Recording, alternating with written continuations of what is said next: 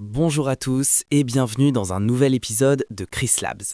Aujourd'hui, on s'attaque à un monument de la création numérique qui, paradoxalement, fait autant rêver qu'il fait peur. Blender.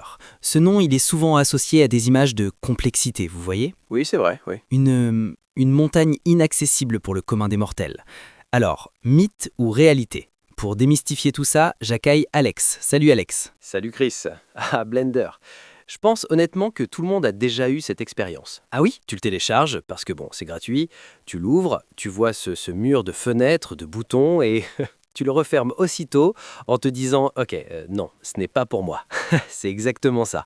Et ça nous amène directement au premier mythe, le plus tenace je crois. Ok, c'est que Blender, c'est une usine à gaz. Impossible pour un débutant.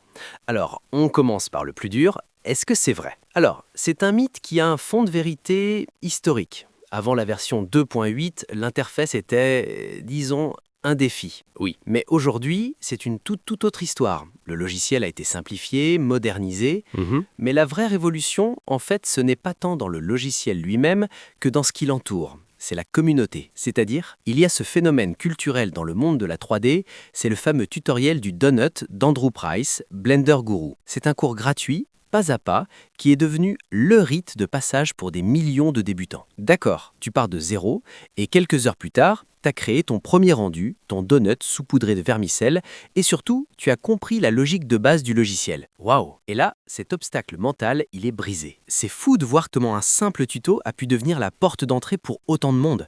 Mais ça m'amène à un autre préjugé, une autre idée reçue. Oui ? C'est que, puisque c'est gratuit, c'est forcément moins puissant ou moins pro que les logiciels qui coûtent des milliers d'euros. Ah, le fameux « si c'est gratuit, c'est toi le produit ».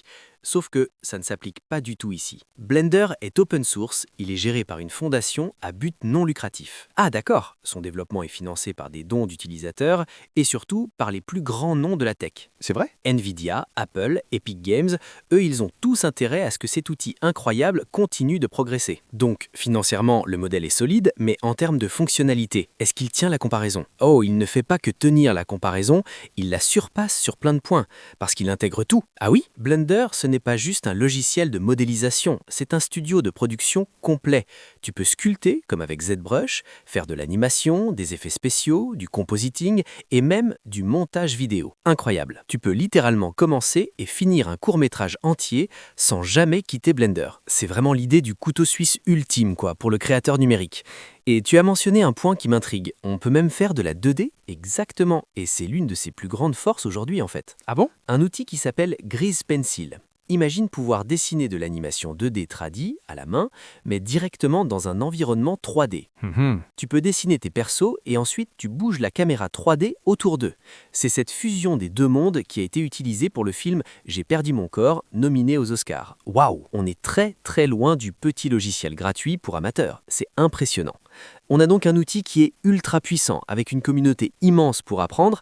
Reste un dernier mythe à abattre, le matériel. Est-ce qu'il faut, je sais pas, vendre un rein pour s'acheter l'ordinateur qui fait tourner ça ? Non, absolument pas. Ça, c'est l'un des plus grands malentendus.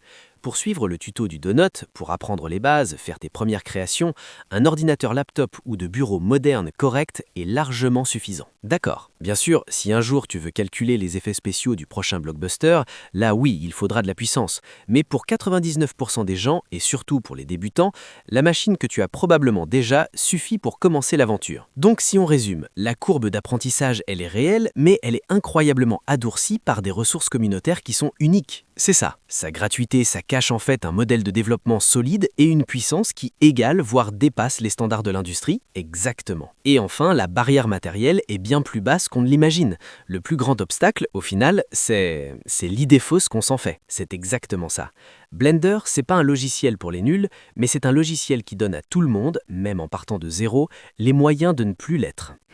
Il suffit de se lancer, de suivre le donut et de laisser sa créativité faire le reste. Le message est passé. La seule limite, c'est celle qu'on s'impose. Un grand merci Alex pour cet éclairage. Maintenant, voici une question qu'on aimerait vous poser. Si vous pouviez donner vie à n'importe quelle idée en 3D sans aucune contrainte technique, juste en suivant un guide, quelle serait la toute première chose que votre imagination vous pousserait à créer ?